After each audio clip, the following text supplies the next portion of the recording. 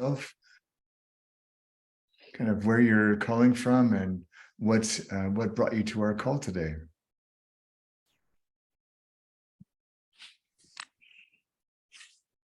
I'll jump in. Yes. Everyone. David, it's because I saw you and I was part of the cohort with Coaches Rising. Yes. And that was such an incredible experience for me that I thought I'd come and dig a little deeper and see what you do on the side besides Coaches Rising. Yeah. But it was a wonderful experience there. So I had, and I was happy to be introduced to you and what you do. Well, thank you. I'm Rosangela. Yes. Rose, it's easier for you. Yes. I am from Brazil, and a very close friend of mine indicated you as a wonderful professional, and I am interested in knowing the retreat immersion, because I'm preparing to get my MCC, and it has been very hard to be present and to follow the client. So I would like to develop myself in order to achieve this credential. Okay, great. And Nazreen, is that how you say your name? What is the best way to say your name? Nasreen. Okay. Thank you. So I am a psychedelic integration coach with the Third Wave, and one of my British peers on the program has done your work, Rachel Lawler, and she's always talking about you, David. So she sent me the link for the program that you're doing in the spring, and I said I would come and do an immersion session. And what I'm really interested in is like the coaching industry, I think, is like awash with so many really dry frameworks for coaching. And I love the idea of this narrative, weaving a story and helping clients to really be part of that framework and not simply a participant in someone else's model. So I'm excited to learn, and I'm curious. Great. And I didn't, who was your friend in the UK? Rachel Lawler. Oh, yeah. Well, fabulous Rachel. She even came to our retreat. She did. She loved it. Yeah. The composting and the chair constellations and all sorts. Yeah, she's told me. Yeah, she's fabulous. And Vicki knows her well too. Would anybody else like to check in? Sure. Say hello. Hi, I'm Kramer. I'm from Toronto. I had actually heard about the narrative coaching program through my mentor coach, or at a mentoring coaching session. And I was asking her, how can I continue to level up and continue to develop myself? What would be a program that you would recommend? And it was Sarah Evans who recommended me this program. So I was interested to just learn a little bit more about it. Okay. Great.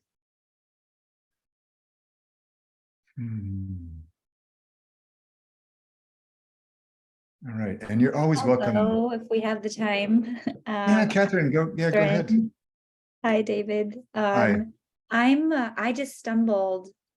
I even forgot where I came across the narrative coaching program. I graduated from New Ventures West. I'm not sure if so that was, a few years ago, but I've done some by the work you do. So I'm just a curious listener. I always like it when people invent new practical words. A listener. Yeah, that's a good word. We should have that word in English. Yeah. All right. And as I was starting to say, if you are more of a chat box typing than a talking person, you're more than welcome at any point during the session to just put things in the chat box, comments or reflections or questions, and Vicki will pick that up to make sure that we address that as well. Okay. Anybody else? Well, I'll just add that I'm in Dublin. That's where I'm signing in from today, just to continue our international flavor. Yeah. I can share. Yes, please. Hi, everyone. I'm Azucena. I'm not sure what my name on Zoom says because I can't see my face, and my son was using my computer to play video games last night, so it could say anything. But again, I'm Azucena, and I'm in Dallas, Texas, in the US. And so I came upon narrative coaching through podcast listening. Actually, I've been really listening to different academic coaches through the podcast medium. And I'm also a faculty member at Texas Women's University. And so in my work, I was familiar, not so much with your work, David, but with just sort of autobiographical memory and autobiographical narrative from a research perspective for identity development, Dan McAdams' work. And so in one of the many podcasts on academic coaching that I listened to, there was a narrative coach, my daughter's home with me today, who was on, although I don't think she did her training with you, and I'm not sure where she did her training. And so similar to Catherine, I'm not sure exactly how it is that I came to your website, but I'm here now, and I'm just happy to learn more.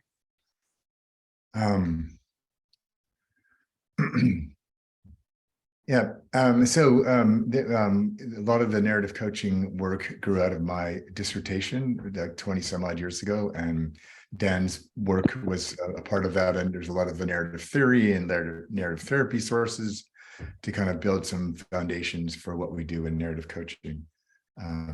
Yeah, so great. And there's not a quiz, so there's no test to prove how you got here. People wander in from all kinds of direct and indirect routes. So we're glad that you're here.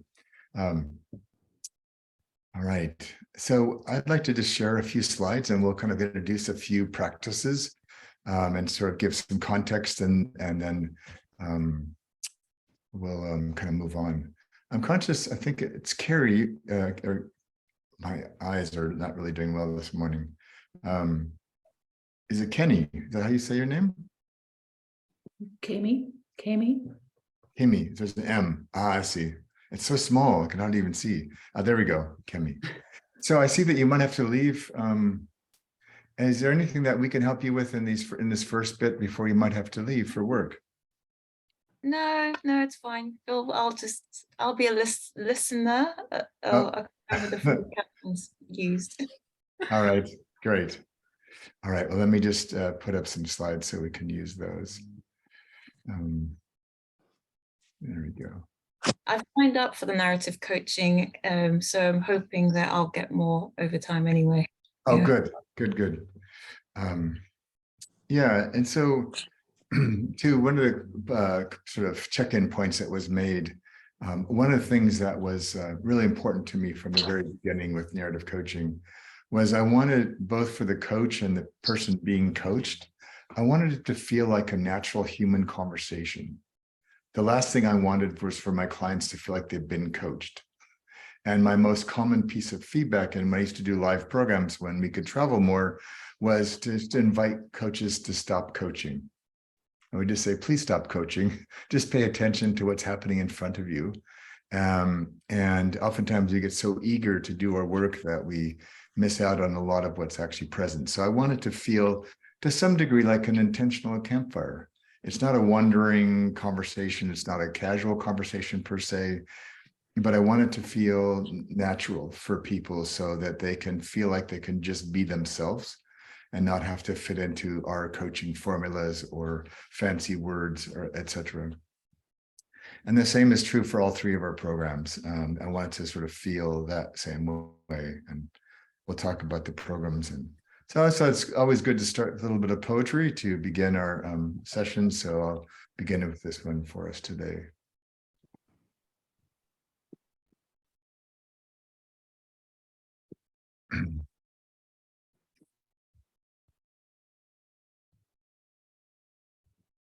And Kim, this comes from an island on the other side of your country, up in the Pender Islands off Victoria. So, but I thought this was really a wonderful thing. And a lot of where our work comes from is trying to reimagine what it takes and to actually help an adult grow. And oftentimes we get so caught up again in our sort of coaching thinking and theory and practices that ultimately we lose sight of the whole point of coaching is to help other people grow up. and be able to do and be new things in the world. And so that's where we focus a lot of our time is, yes, getting more masterful and mature in our own practice, but more importantly, how can we understand the mystery of human beings such that we can help them sort of, as the poem piece suggests, dive into their own stories, their own experiences, their own openings for learning to help them make the most of that. So we're going to just look at 3 of the pieces that are really important to us in the program with a couple of experiences for yourself.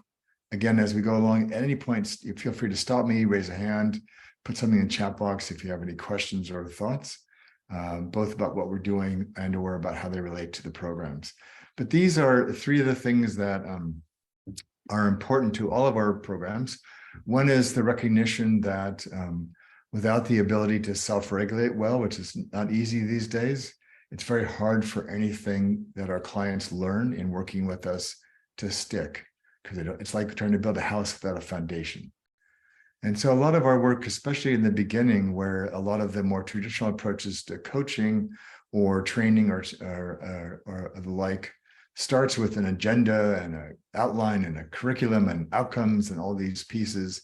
I'm not really interested in any of those things at the beginning of a conversation. I'm more interested in helping the client to situate themselves, to be present to themselves, to trust themselves, to trust me and what we're doing. And a lot of that comes down to supporting their ability to self-regulate, which we'll talk about in a few minutes.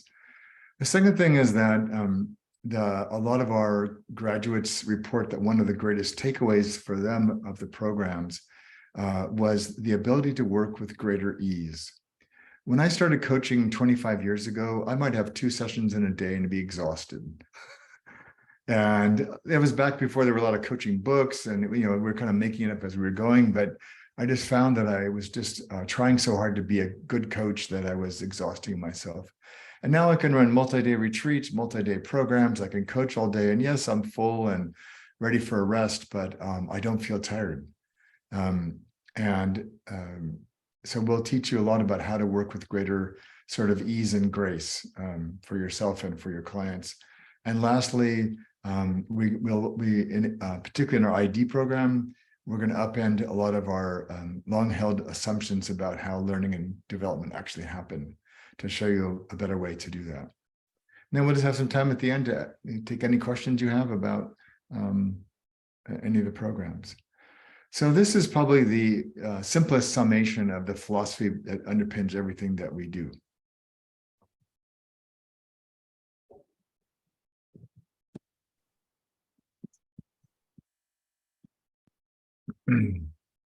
So I found this wonderful painting on the web and got the permission of the woman who painted it to use it this way in our programs. And for me, I just in some ways, I find that in the coaching space in particular, there's a lot of like kerfluffling around above the surface. Whose flowers are prettier? What's the in flower this month? And it really, for me, misses the entire point. And so a lot of because of the sort of economic system we live in, the cultural systems that many of us live in, it's easy to get caught up as coaches or practitioners of any kind and feeling like we've got to take our clients somewhere else. We've got to learn all these new things. We've got to bring all these things. And it feels like, a lot of times when people begin the programs, they're bringing a dump truck full of stuff they've learned to try to apply to their work. And we're going to help you let go of a bunch of that and begin to imagine what it would be like to actually trust that everything you needed was already right in front of you.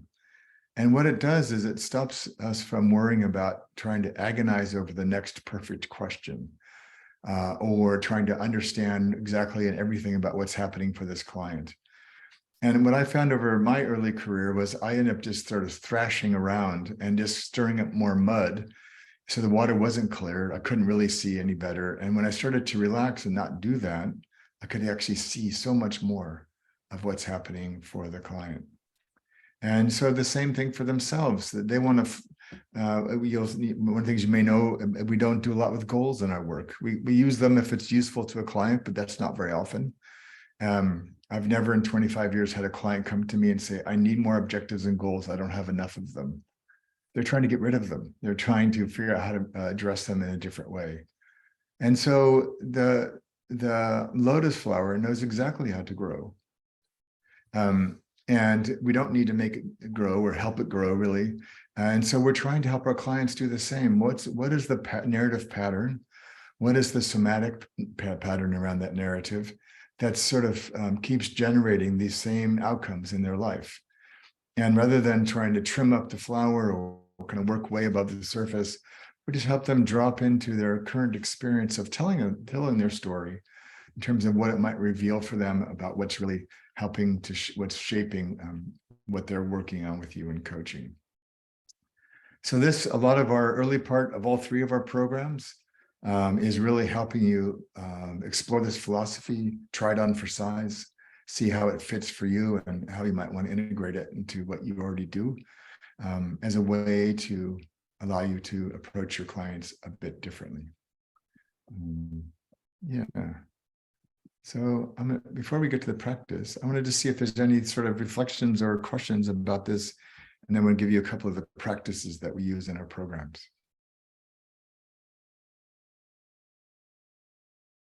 That is pretty powerful. That's how it struck me.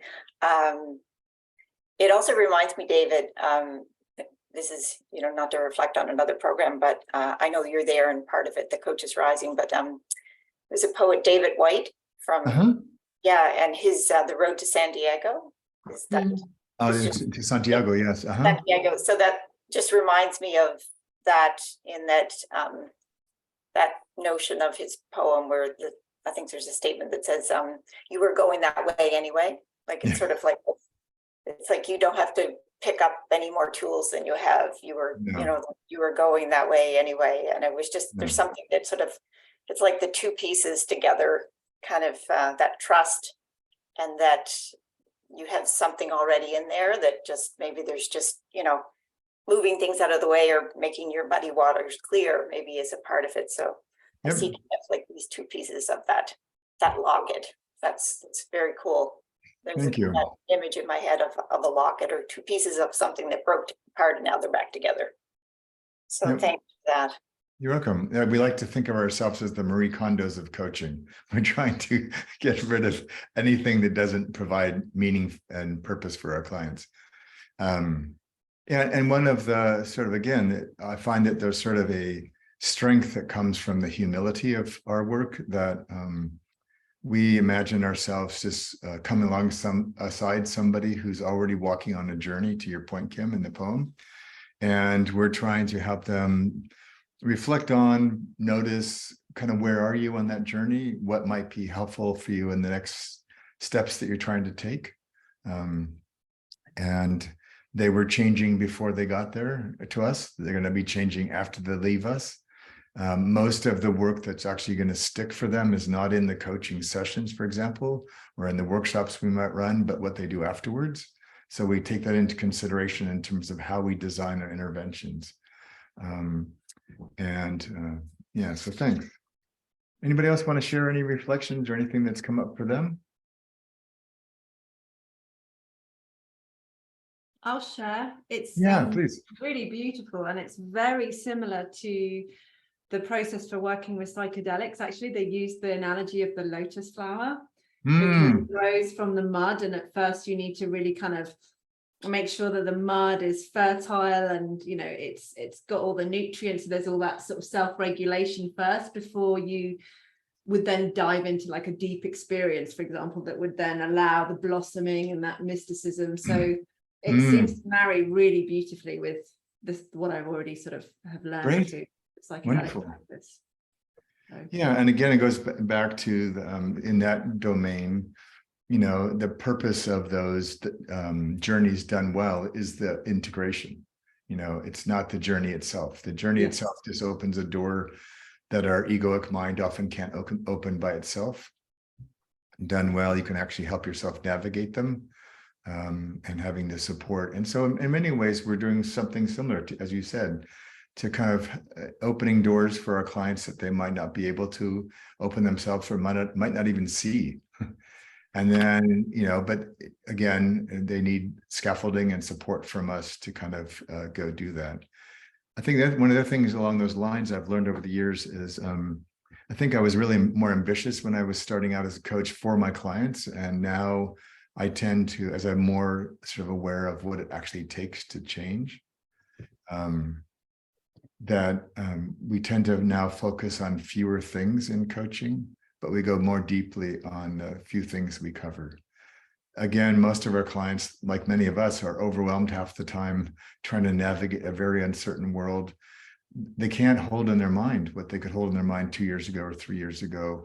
Which is actually a gift in a way, because I think it's helping us, at least for me, reappraise kind of how we focus our work with clients and making things more close to home, smaller, more significant, more repetitive. So they're doing fewer things more regularly, as opposed to having lots of big energies, which I find more, at least for me, my clients are unable to really process well. So I want to just share with you a couple of pieces that we use. And this talks a little bit about what we said around self-regulation.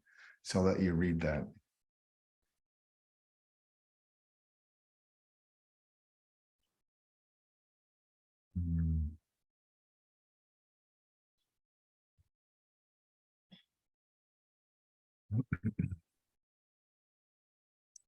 Yeah. So when we're dysregulated, we're unable, our internal experience and outer experience don't match. Our inner narrative and our outer action or invitation don't match. And sometimes sometimes that self-regulation or the ability to help somebody else regulate is a down-regulation. So it might be somebody who's really agitated about something. How do we get them into a more regulated state so they can actually see more clearly and fully what's happening? And sometimes we're upregulating. So somebody might be shutting themselves down around something, and we might be bringing some energy to that and some support to that so they actually can face whatever it is that they're facing. And for me, again, a lot of our clients come to coaching because they're dysregulated at some aspect of their life, frustration with their career, wanting other opportunities, trying to be a better partner in these strange times. And so this work is really important. And it's one of the things I think I've done well over the years, at least hopefully, is to bring research, like in this case, from attachment theory with children, to say, what can we learn from that would help us with the adults that we often serve? And so these patterns, these regulatory patterns, have a huge influence on the narratives that our clients bring to work with us. And so through our modeling with them about how we are with them, how we relate to them, what we invite them into in the course of our work with them, we begin to help them see that there's other possibilities about how to move through the world. So I'm going to just give you, I'll go skip this for a second. I'm going to just give us one of the practices that we use often in our programs, just give you a felt sense of this for yourself. And then we'll show you a couple of things and then see what you might want to know about programs. Okay, all good? All right. So for this one, and as always, we just invite you to take care of yourself first. So I'm going to invite you to close your eyes. It's less distracting and easier for most people. If closing your eyes doesn't work well for you, then don't. Just hold them softly and relax. But if you could, just where you're seated, if you are, just allow yourself to close your eyes for a few minutes. And I want to share with you a practice we teach around helping people self-regulate, including ourselves.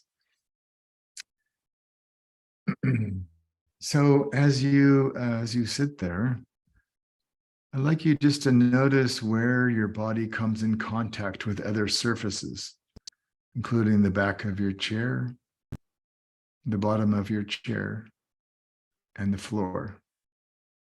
And anything else. There could be armrests, there could be a table. Just notice the points of contact between your body and other objects.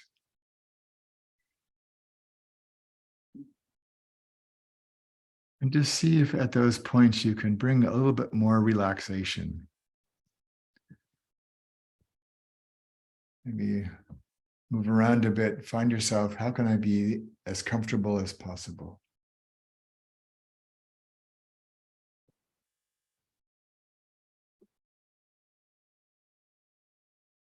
And I'd like you, as we're sitting here, just to notice your breathing. There's no need to change it or to work at it or breathe in some special way right now. Just notice how your breathing is.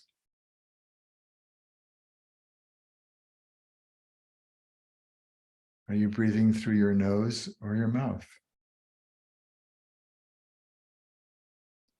Are some parts of your body breathing more than others?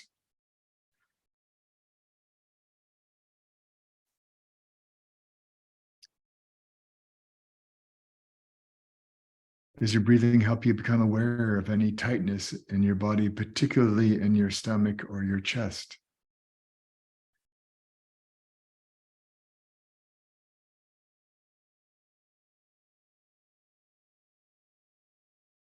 Can you be aware of the fact that your lungs are in the back, not just in the front, and feel your back breathing as well?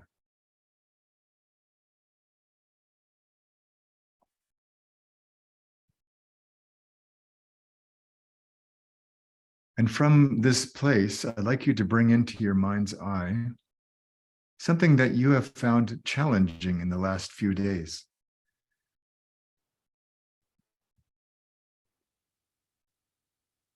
And maybe there was a particular moment you associate with that challenge.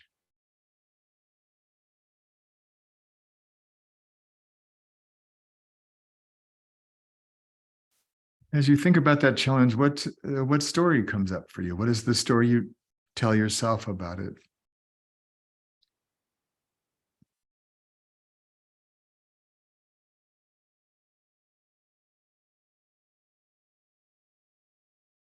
And as you hear yourself telling that story, and if you were to give it a headline, what would that headline be as if it was in the newspaper of your life? And without worrying about it too much, just see if you can come up with a few words or so that would summarize the essence of your story.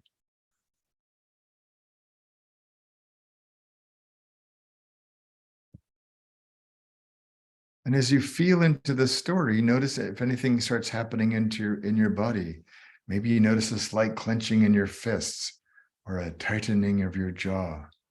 Maybe you started holding your breath as you thought more about your challenge.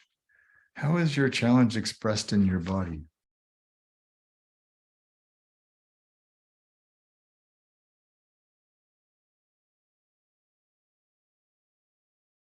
And what might the impact of that be on how you move through your day?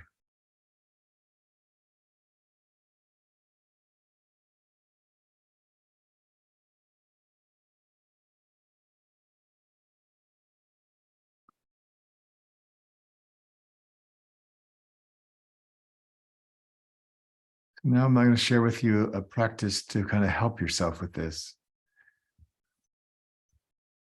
So just as an example of why you would use this. So for me, I've been experiencing extraordinary challenges with my computers in the last few days. And I've noticed all the energy in my body's rising up into my head to try to figure this out.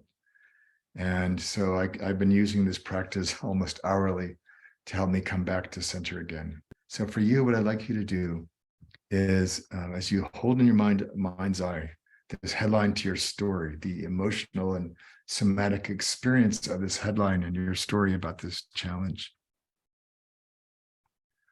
I'd like you just to take in a deep breath without a lot of effort, and then just sigh with an open mouth as you exhale, and begin to allow yourself to just pause. Pause the incessant treadmill of the story in your head.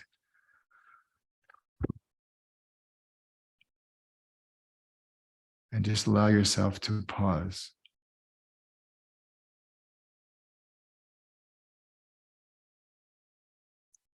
When we start to pause, our whole nervous system starts to calm down. The neurochemicals in our brain shift a bit. And our body says, oh, things are not as bad as we thought. We can start to relax.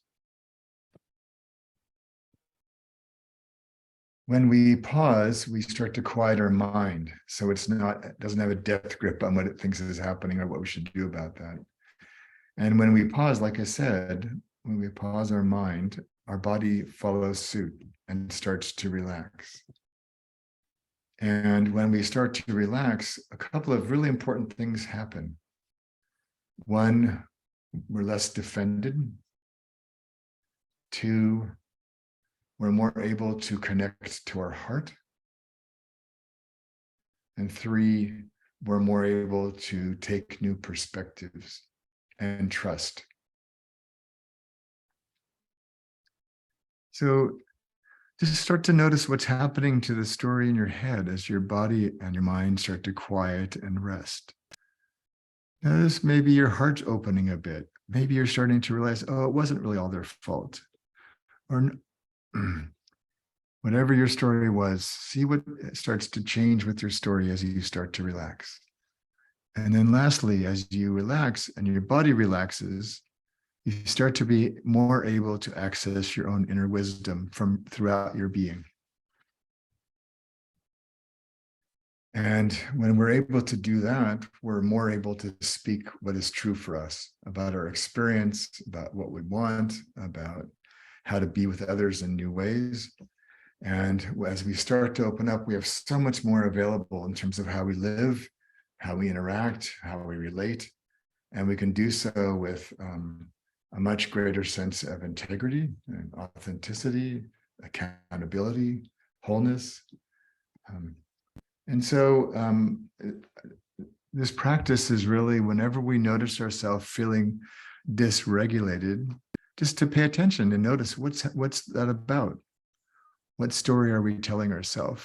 And then without any judgment, just sort of move to pausing, relaxing, and opening. So when you're ready, I'd like you to open your eyes and come back to the room. And if you'd like to put anything in the chat box, or you'd like to speak in a minute or so about what you observed or experienced, or please do.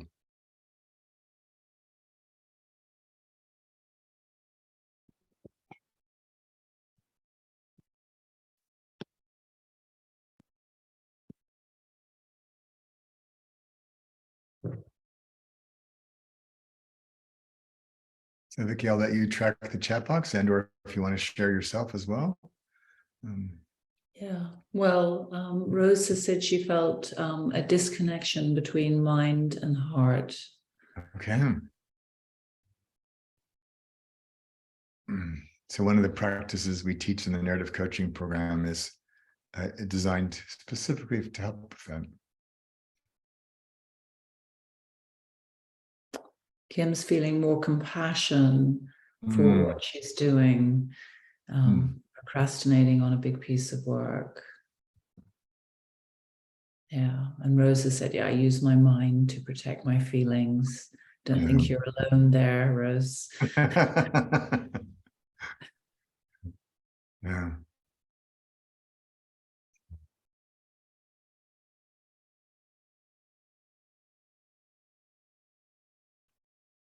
So I'm just noticing how I can hear the wind outside my window, which I was not observant of before this practice. Yeah.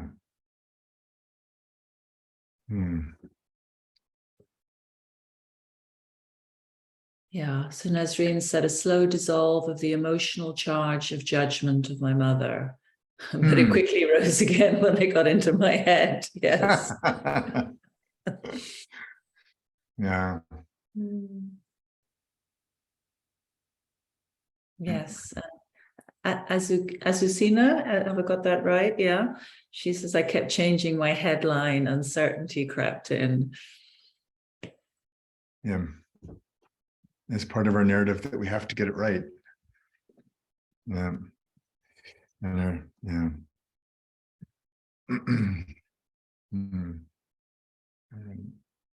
Yeah. So Kim, your comment, this would take practice. Yeah, exactly. And that's really what we try to encourage, is the practice. Yeah. Yeah, so a lot of what goes into self-regulation for ourselves and for others is compassion.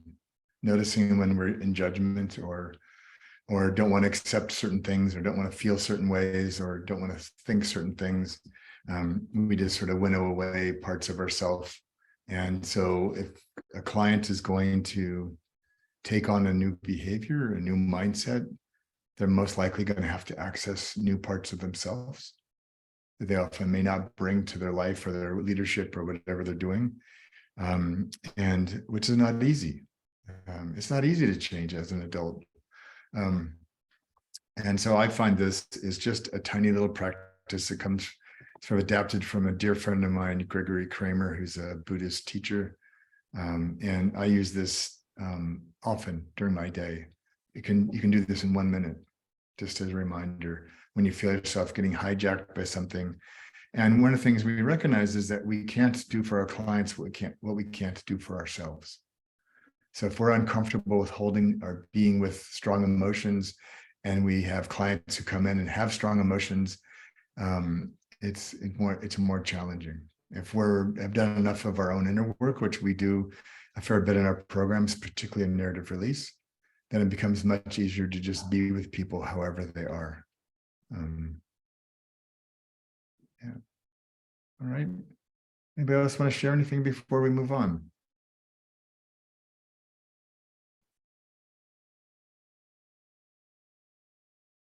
All right. So, so I just want to share a couple of slides about, in a more theoretical way, kind of what we do in our work. And this slide applies to all of our programs, but I'm just using it in the context of coaching. So this is an overly simplified sort of picture of how many approaches to coaching and training and OD and everything else sort of imagine themselves. So a client shows up, client tells us a story, we try to identify the problem that's in their story, and then we try to help them find a solution to their problem. And there's nothing really wrong with this. You know, if you've got a leaky sink, you want to be able to fix the leaky sink. But for most of the sort of dynamic issues that our clients bring, I find this frame not very helpful. It assumes that change is linear. It assumes that change is rational. It assumes that everything is a problem. And what happens for many of our coaches in particular, but also in training and facilitating and coaching, is that we stop listening to the story. We stop paying attention to the actual client because we're focused on the problem. And I was sharing with a group yesterday about how some research from Dr. Groupman at Harvard, who did some research on how long does it take a doctor to stop listening before he or she speaks when a client is sharing about what's going on for them. In his research, and this is a few years back, but I don't think it's any better now because doctors are even more burning out because of things now. But he found in his research that the average doctor only waited for 18 seconds before they spoke. And, you know, it's not always easy to go to the doctor. So you don't always tell them everything right away because you're trying to see, do I trust them? Do I like them? And how they're going to be with me? And so because doctors are trained to solve problems, at least in the West. So that's all they're, I mean, and this is no slam on doctors.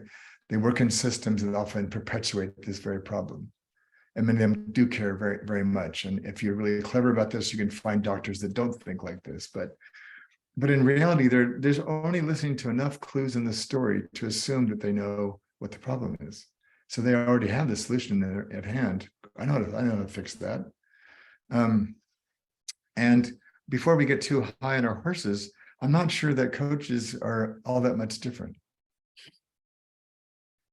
And because we like to help, we like to be useful, we know a lot about this stuff, and we have a lot of passion for what we do. And again, the most common feedback I give to coaches is stop coaching. Just shut up and pay attention. I don't say that to them, but And I say that to myself when I get caught up in doing too much for my clients. So we, in our work, and I'm using this as in coaching as an example, but it's true for all of our work, is we look at it more like this. All these things, even what we think of as problems and solutions, are already present from the very beginning. Everything we need is already right in front of us. And so we work a lot in this diagram at the intersection in what we call the field. So that's the energetic, physical space between you and the client. So as a client tells their story, that story comes into the field. There's characters in the story. There's the attributes of how they're telling the story. There's our expertise in the field, the pressures on the client that shapes this behaviors in the field in terms of the context, as are both clues about how the client currently sees himself or herself, as well as what they're actually looking for and what they might be wanting to do differently. So what this is part of why we can work with more ease. We're not trying to drive this train to a solution. We're just sitting with our client and noticing, like, what are we aware of in this field that might say some things to us about how we might deal with whatever you as the client have brought to the session. And so this is just sort of a more anecdotal way of sharing this as a significant paraphrase of Albert Schweitzer.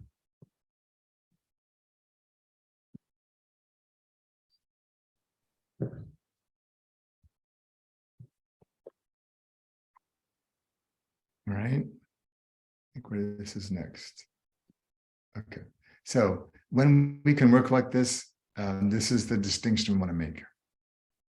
Most of our participants, to varying degrees, come into the programs feeling like this woman on the left.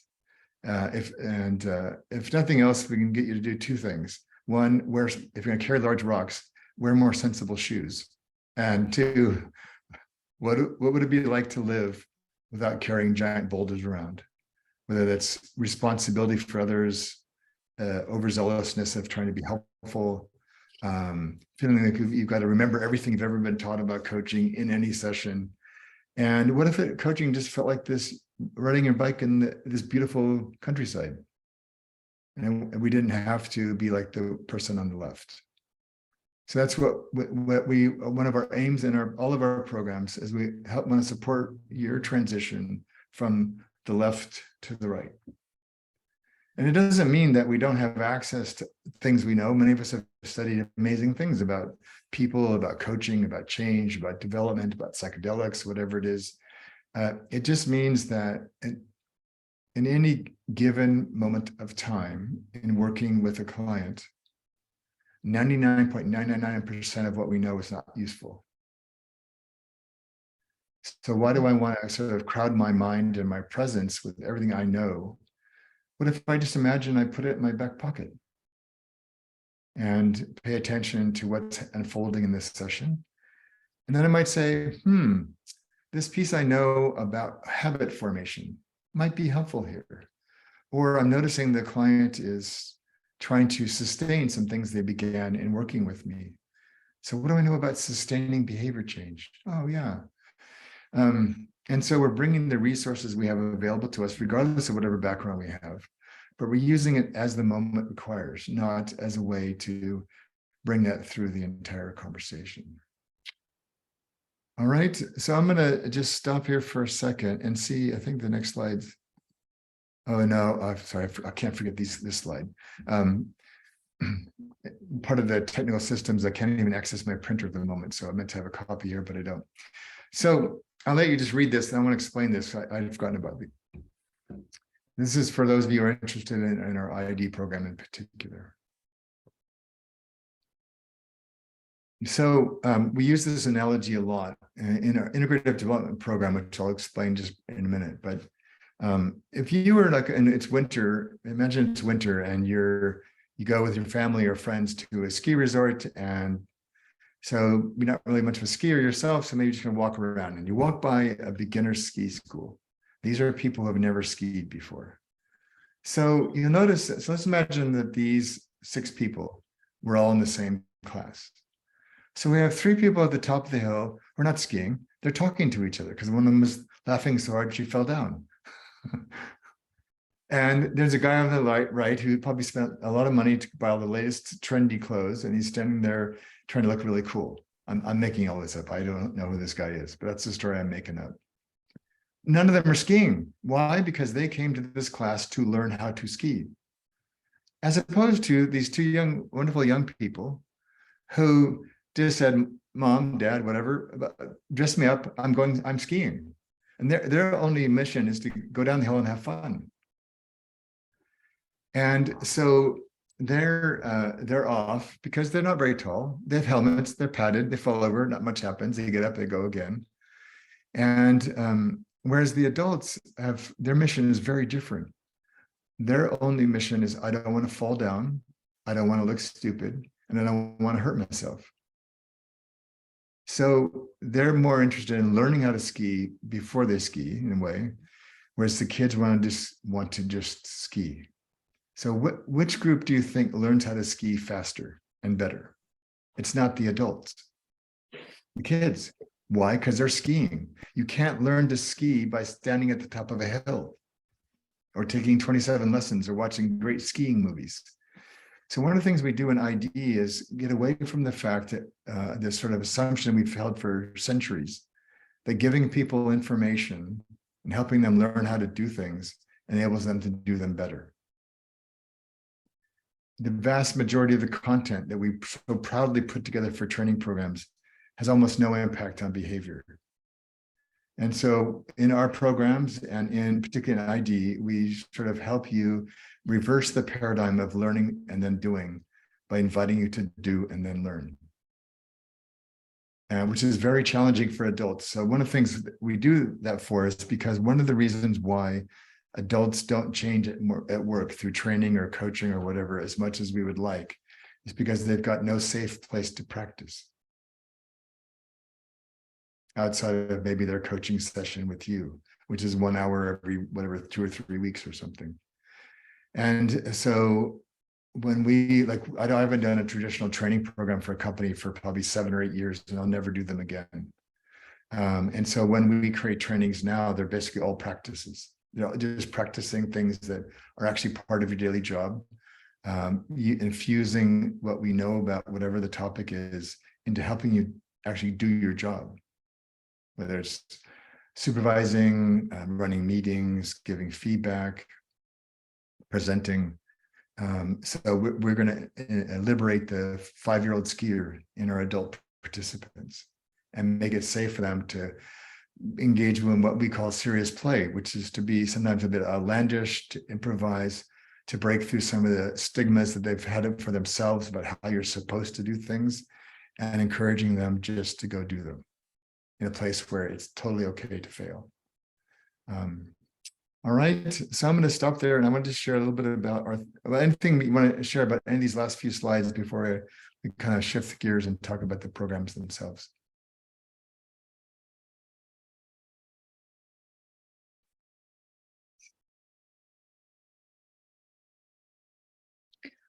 I've looked at this picture a few times, but I just noticed the kids don't even have ski poles. No. Unless you're going really fast or you want to be really good, you don't need them. Yeah.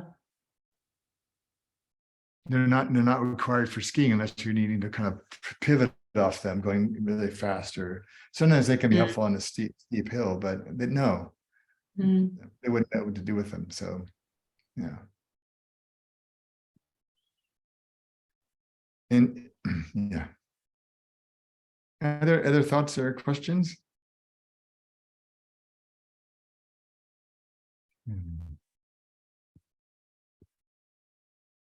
All right.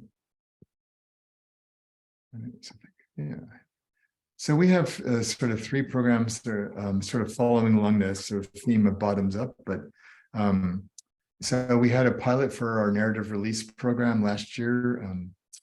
One of our faculty members had some deaths in her family, so we didn't offer it this year, and so we're going to offer it again next year. And this is basically the underlying spiritual philosophy for everything that I've developed in the last 30 years. but it's done in kind of a retreat-like format, so there's no real teaching.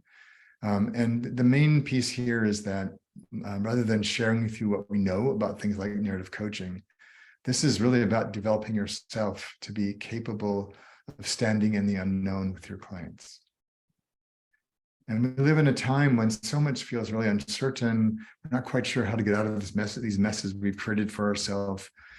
A lot of the institutions and systems we once relied on as being stable are not.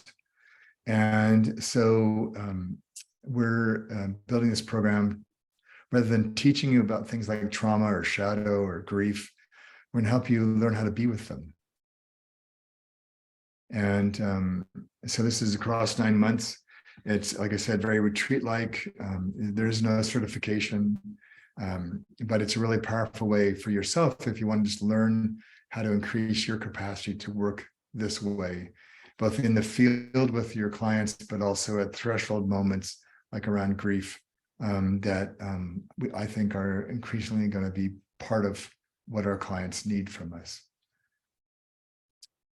The second, and the program that many of you came for and that I'm most known for is used mostly with individuals and teams, helping them to find their way to a new story. So like I said, a lot of this came out of our my doctoral research, but one of the things we're doing even more next year is we're some really wonderful changes. So one is we're going to have even more pre-recorded material, so we can use more of our precious live time together to actually practice and get feedback and kind of really get into the heart of what we're doing.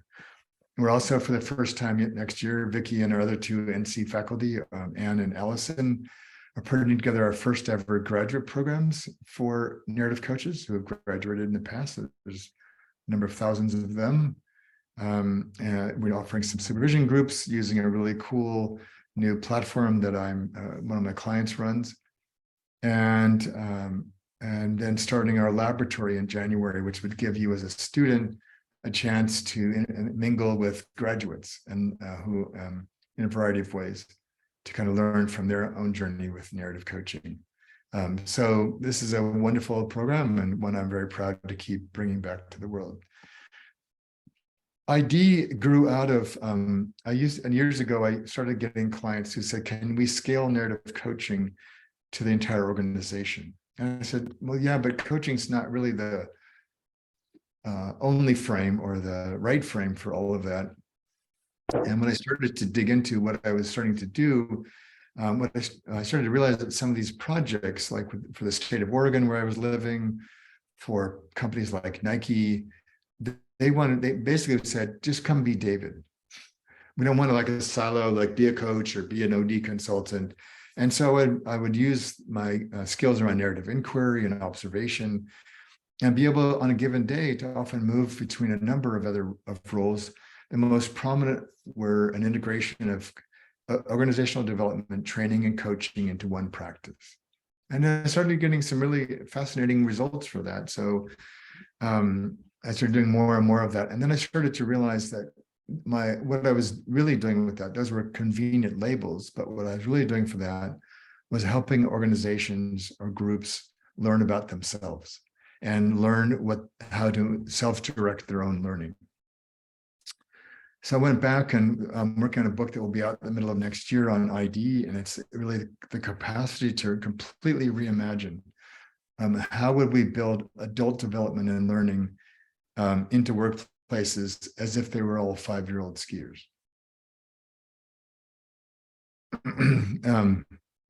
And so we'll teach you how to do that. It draws from the same philosophy. It uses a few of the narrative coaching models, particularly around change, but it really is the capacity to liberate the learning and development potential from any moment in time. And so people start to practice it in all kinds of small ways, in how they parent, and how they deal with differences in their family, how they have these really brief moments in a coaching session. And so ID is really the learning and development frame that's at the core of everything, but we take that and show you through case studies and practices how to use that in whatever you want to do, whether it's to redesign how you train or how you approach working with larger clients. So that's what that program is about. I think that I moved this, yeah. So all three programs follow the same 4 weeks kind of cycle. They're all 9 modules, 9 months long. Next year, we're going to separate out the program and certification. So you'll be able to complete the program and be fully complete with learning the basics of the work. And then what we started to realize was that certification, people wanted a break after the wonderful, intense journey of learning the material. And so there's a kind of a 2 or 3 month gap. And then the first round of certification will be offered in January the following year for about 5 months. It'll be, again, mostly focused on deliberate practice. And then you might say, hey, I want to just hang out in the lab and practice some more, and then take the certification in July. But this cycle really we used our own work to keep really fine-tuning our own design process. So there's 3 of these are live sessions, and the first, second, and fourth, they're all recorded, not a narrative release because that's a different beast, but in NC and ID, they're all recorded, so you can listen to them at any time. All the resources are available 24/7. You'll have a mastermind group and some peer practices. Yeah, and so we want to just make sure this is a really rich and immersive learning experience for you. So I'm just going to, I think this next one, yeah. So I just want to check in and see, how does all this sound to you? Kind of what questions do you have about any of the things that we offer, or who we are? Vicki, if there's things that I've left out that you feel are important for you, I'm sure there are.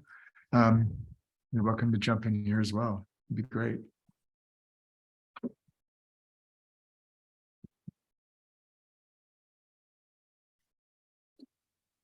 I know, I think one question that comes up for people is, about which program. And in some ways, I would say that doesn't actually matter hugely, because you'll get the feel of the philosophy, and you'll get, learning whichever one you choose to enter into. If you're looking, perhaps for implementation in a very specific area, that might guide you. But if you're just generally looking for development and growth and learning, then, really, you'll get that in any one of the 3. There are more detailed descriptions on the website of each of the programs. And what we've tried to do this time is sort of say who it suits and who it doesn't suit. Because this philosophy is not for everybody. So that can also help you if you're sort of thinking which one. In my own experience, I started with narrative coaching, but then went on and did integrative development. So, but I could have done it in either order. I don't think it would have really mattered. Thanks. How about for the rest of you? Yeah, so Rima was asking, do you need to do NR before doing NC? Maybe you'd like to speak to that, David, a little bit.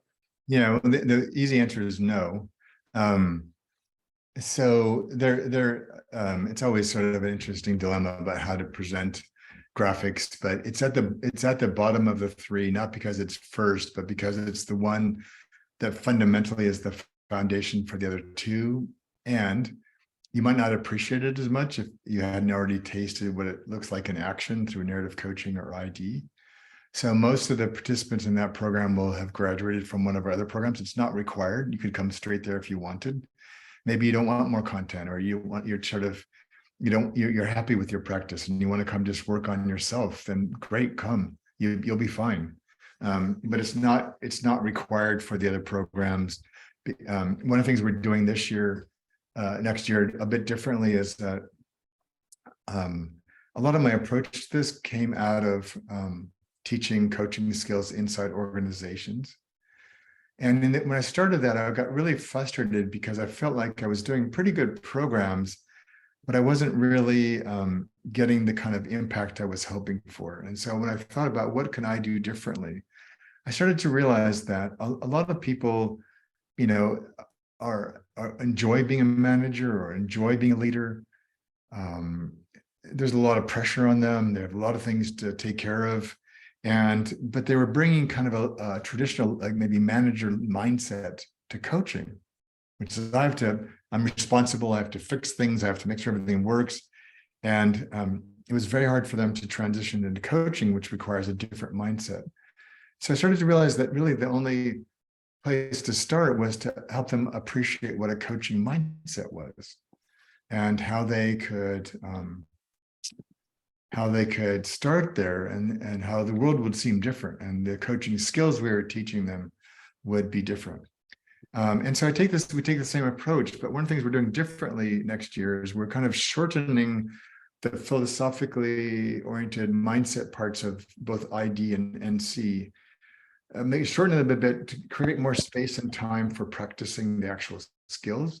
And we're moving some of those pieces back into the narrative release program, but you will get, as Vicki was saying, you will get the same foundational pieces in any of the programs. And NR really is just if you want to focus more specifically on your own growth personally. Yeah, so Rosa's saying that she wants to work on herself and not necessarily to get content. And I, when I see that, I think, Rosa, you probably would find that really in a way with all of the programs, you're going to get a chance to work on yourself. I guess it's more front and center at the narrative release program, but there'll definitely be plenty of work on yourself in any of the programs. And you're asking if you could talk to somebody to clarify which way I should go to develop my coaching skills. So I don't know if you want to say anything to that, David. Yeah, so you're welcome. So I'm happy to talk to anybody who wants to go explore any of this further about making choices for themselves. None of the programs are going anywhere, so they'll be here the following year. So yeah, so the NR really is around how do we manage ourselves. I will, it's not really a warning, but I will just sort of signal for you that in the NR program, we're going to strap skis on your feet the first day of class. And because, we will have minimal slides. It's all about direct experience and reflection with some scaffolding and containering from us to kind of help it be safe and productive. But it really is increasing our capacity to stand with ourselves and others in the unknown. And so we had. Can I ask you one thing more? Sure. The colleague that advised me to go to your immersion said to me that from my understanding, 4 days, because I live in Brazil, so it's hard to go to London. So I was interested in going to stay 3 or 4 days for an immersion in order to increase my self-development, my self-awareness, my self-regulation, because it's been hard. So do you have this kind of work? Are you offering this next year? Yeah. So the narrative release right now is 9 months, like the other 2 programs. We did do, I used to do retreats all the time. Then the pandemic came, so I stopped. We did our first one again in June, which was great in the UK. And that was sort of a test to see kind of what the people want from a retreat right now, what they're capable of. What I observed was that people had a really good time. It was very healing and generative for them. And at the same time, they didn't have quite the capacity to hold space for themselves and others as they did before. And so we kind of held it really loosely to kind of just feel out what are people actually ready for right now. And it's not as much as they thought. So I've kind of gone back and I'm redesigning it. We're going to do it again in Australia in March, and then I think we'll have a feel for how we're going to organize our retreats after that.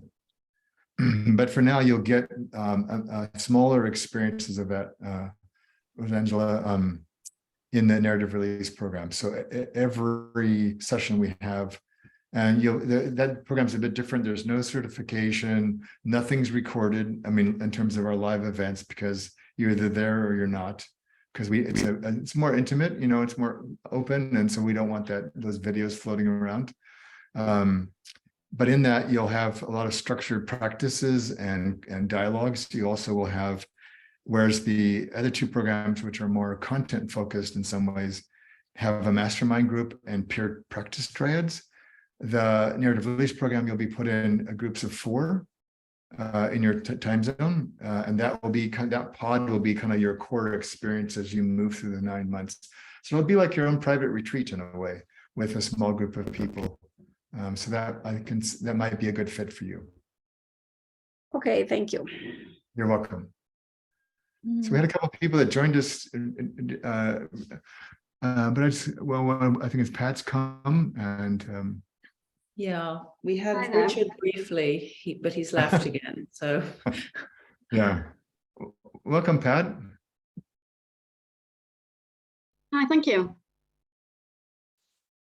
I read your book many years ago, and I was always intrigued by it.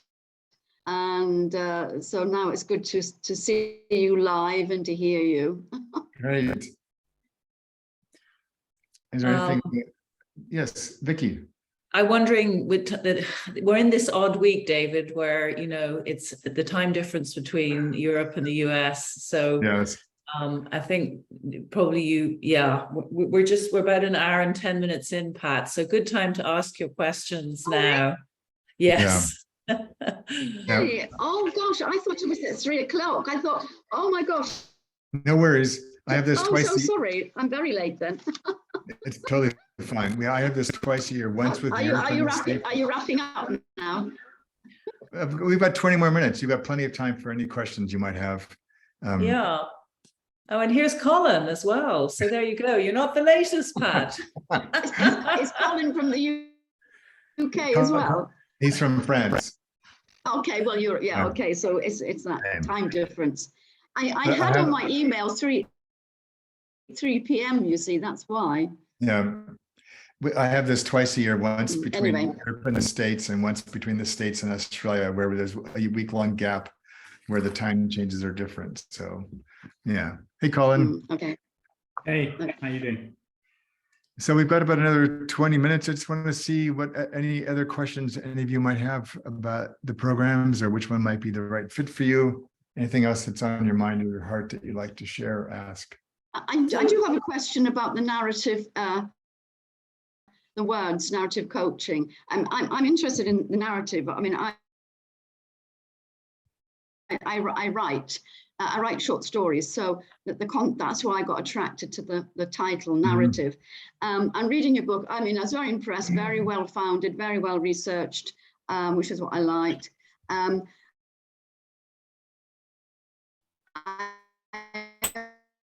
I also did a coaching program years ago of just coaching, or where does the narrative bit come in?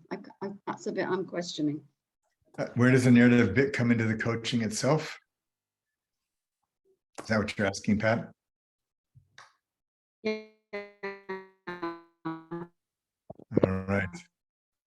Always exciting sound effects when Wi-Fi is not working well. Yeah, I mean, I think we're breaking up. Yes, we are. It's fine, but it's all good. So, so if we go, one of the quotes we had in the very beginning, Pat, was the first principle of narrative coaching, which is that everything we need is right in front of us. So rather than trying to guide our clients through our coaching methodology, the phases in narrative coaching are built around a natural process of change that people are going through anyways. And we're just sort of noticing, where are they now? What do they need next? And in that, we do our best to not bring in lots of coaching language or fancy psychological terms. We try to work as much as possible only with the material and the story as it's presented. So that can be the actual act of storytelling, so gestures or metaphors, facial expressions, body postures in the telling, but also the content of the story itself. So the story itself is an externalization of whatever's happening inside the person, what they're feeling, thinking, believing. And so in there, we're trying to help them become more aware of themselves, about what is the story you're telling yourself right now. What might you want to notice about that you might want to address? What's it like to begin to hear yourself tell a new story? What does it look like, sound like, feel like? How would you stand differently if you told that story? What would you do differently? But it's all around the actual material in the story itself, in the present moment. So even things that are stories about the past, we as much as possible bring into the present moment, because you only can affect change in the present moment. Yeah, so, and then there's a variety of things. Yeah. That's very helpful, thank you. Yes. Yeah. Vicki. Yeah, so Nasreen had asked about somatics and how much of the NC coaching style is somatic as opposed to cognitive. Yeah, so we do a lot that, like, in most every module, there are somatic elements. No, it wouldn't be sort of like front and center, like we're going to teach you 9 power poses, or where that's the leading piece, but it's more, we're trying to help our clients be aware of their stories they're already living, because they're stories that they're telling themselves. We also look at collective narratives of which people are a part, because we want people to be successful when they go back to work or back home after coaching, say. And so we want them to be aware of the narratives that they're going to be entering and what roles they tend to play in those narratives, and to notice themselves, what's their somatic experience as they imagine going home, or in your case, Nazreen, to integrating and kind of taking this new awareness forward. And so it's more that we look at the story as a whole experience. So it's the telling, it's the holding, it's the embodiment, it's the expression, it's the content.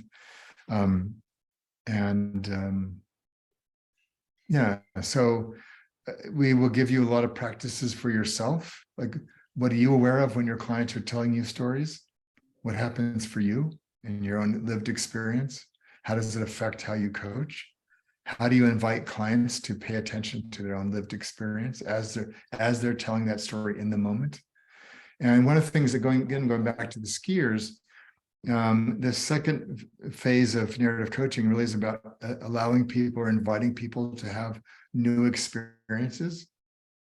So, and we use sometimes some serious play with this. So you might have somebody that maybe got promoted out of a sort of an operational role to a management role, but doesn't feel that they deserve it or they're worthy of that, and they're feeling insecure. So they might ask, how does that make you feel? Or what do you notice? Well, and then they shrink. So they're really small. I don't feel like I can really get up and lead. So I might invite them to stand on top of a table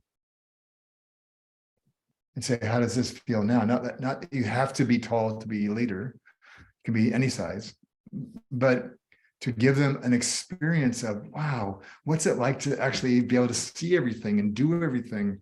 And it's the experience I want, not the literalness of it. And then as part of that, we often in the third phase begin to help them experiment. What other choices could you make? What other somatic experiences could you have? What other postures could you hold?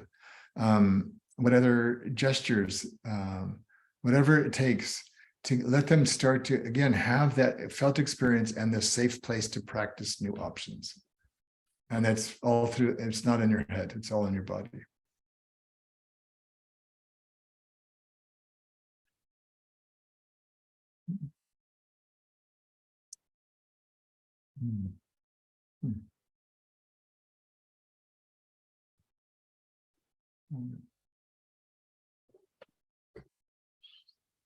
Right.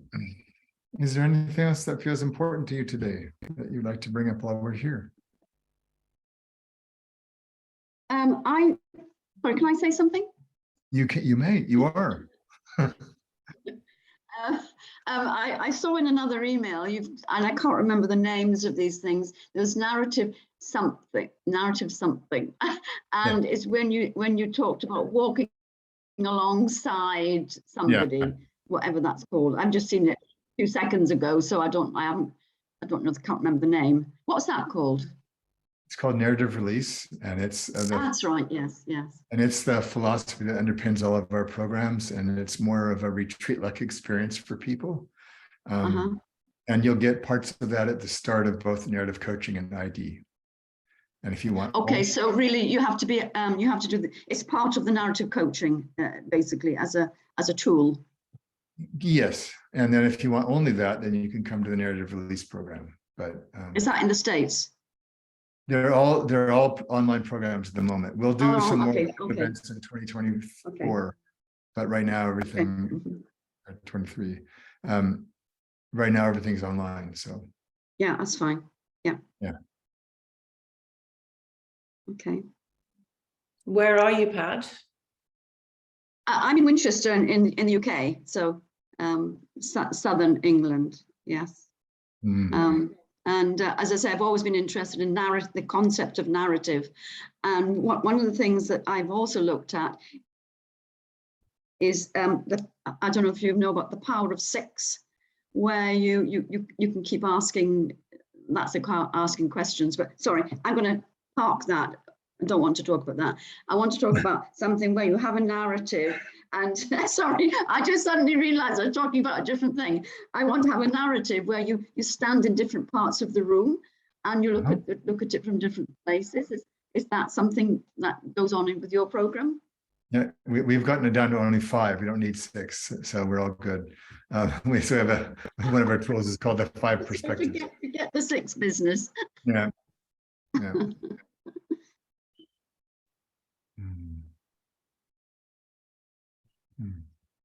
Right. Colin, while you're here, anything you would like to add in about your experience of the programs? Colin is one of our ID faculty members. You're on mute, Colin. Thank you. Yeah, I'm not quite sure out of context because unfortunately I came a little bit later than expected. So all I can say is that I found to sort of very much trust the space, the field. Before doing narrative coaching and ID, was all the thing of being the MacGyver and having to solve everything, and then shifted into position saying, well, it's, allow what's around me, allow what's available to come forth, to come into the space.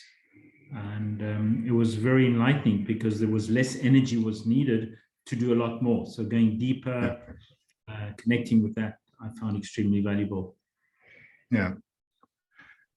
I remember years ago, one of my prospective clients at first was kind of balking at doing an ID-based project with them. And they were more used to hiring very fancy, very expensive consultants and things. And they couldn't fathom what the value would be in what they perceived as me doing nothing. I said, well, it's not nothing. It's a lot, actually. But I said, it's like when, if I come in and do the full deal, while we're doing that, it'll feel amazing. But you were one way before I got there. We created different experiences because of what you asked me to do. But with the next day, you're going back to work, the same, but everything's the same again. So the effect I'm going to have will dissipate almost immediately. To picking up Colin's point, by just working with what is in the room and who people are and what they're actually working on, it much more closely mimics their daily life at work. So things that they're developing in real time with you, they can immediately translate and transfer into their work. And then when I leave, my absence is less noticeable. I said, that's perfect. the point of me getting hired, besides getting paid and enjoying what I do, I don't want you to be dependent on me. I don't want you to have to be raving about me. If you're raving about me for days on afterwards, yeah, it's flattering in a microsecond, but it means that I was too much at the center of what we were doing. And that does not translate to long-term impact for the client. I want you to profoundly remember the experience you had with your colleagues more than anything. And the fact that I was behind the scenes helping make that happen is great, but I was never the point of why I was there. Mm. If I could just build on that, David, it's something that I put on my outcome. One of the last sentences I do on my outcome is, we successful is if at the end of this exercise, you realize that you didn't need me, but you did. Yes, exactly. Perfect. Mm. Yeah. So less of an event and more of an experience. Yeah, you bet. Yeah. All right. Well, should we wrap up for today? If you have any questions, just reach out to us. More than happy to answer them. I hope you come and join us next year. It'd be great.